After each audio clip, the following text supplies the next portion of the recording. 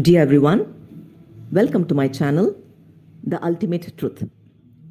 In Hinduism, the Pauranic Kathas are full of symbolic meanings. Every character in the Katha, every act of the character, every artistic gesture of the character, even those variety of weapons the characters hold, even their vehicles, their dress, everything has hidden abstract meanings in them. See, our ancient Hindus, they were only concerned with the basic questions of life and with the ultimate purpose of life. So they blended both science and beliefs, and they conceptualized the Hindu gods and goddesses with metaphors, hiding the scientific ideas beneath them. And we have to grasp the dimensions of scientific and also the spiritual knowledge hidden in those spiritual symbols. Henceforth, I am honestly attempting to throw light on the real meanings and the purposes of the Hindu gods and goddesses here. Last week, I spoke on the symbolism of Lord Brahma. Today, I am speaking on Lord Vishnu. We know that Brahma is the creator and Vishnu is the protector of his creation, which means that both energies are like they balance one another. Now, let's see what our ancient scriptures say about those different heavenly lokas. They say that Brahma resides in the Brahmalok, Vishnu in Vaikuntha Lok, and Shiva in Kailasa Parvat. So, let's see where these lokas truly are. It is mentioned in the scriptures that Vaikuntha Lok is on the Meru Parvat. Meru means the Meru Dhand or the spinal cord. And Lord Vishnu is the presiding deity of the navel center, which lies right at the vertebral level L3 and L4.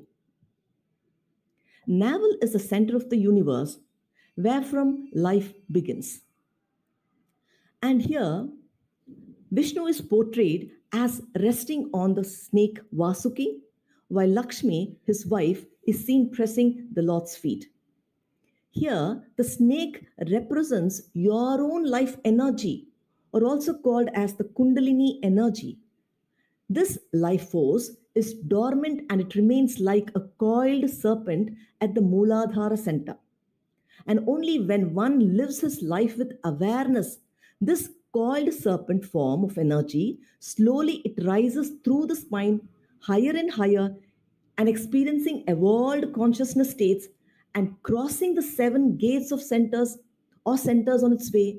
Then it reaches the 1,000 petal center or the Sahasrara chakra. This Sahasrara center is called the Vaikuntha Loka. Hence, symbolically, to reach Vaikuntha, or our scriptures say that you have to cross the seven gates or the seven doors. And these seven gates are the seven chakras, that is, the Mooladhara, the Swadhisthana, Manipuraka, Anahata, Vishuddhi, and the Agna chakras. And only then you can reach Vaikuntha, that is, the Sahasrara, or the 1,000 petal lotus abode. But here, I don't mean that you practice any dynamic kind of a meditation or a Kundalini Jagaran meditation. That is not necessary at all. Nor do you need to practice any strict moral codes in life. Just stay in mindfulness as often as possible. And slowly, you'll see that your consciousness will start evolving into more higher and higher dimensions of itself. Now say, isn't the Vaikuntha Loka within you? While Vishnu is none other than you yourself. Only we are wrongly searching for him in temples and holy places, and every time somewhere outside. The ancient lores are explorations made into the human brain, into our nervous system, into our endocrine glands. So, by exploring into these fields, our ancients connected these inner fields with spiritual ideas and created the ancient lores. So, it is your own story, and those heavenly characters are none other than the multifacets of your own inner energies. So, stop searching for any god outside of you. All those gods are different phases of your own consciousness playing different roles. Next, the symbolism of snake where Vishnu is seated is your own life energy. It's also called as the Kundalini energy. And Lakshmi here is the symbolism of abundance, abundance of material wealth and prosperity.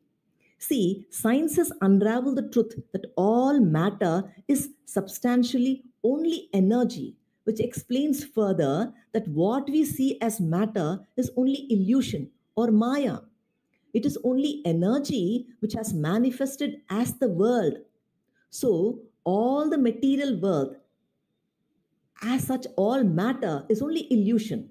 So, Lakshmi or Maya or the material world is shown symbolically as serving the feet of Vishnu, which means it's your illusion or Maya.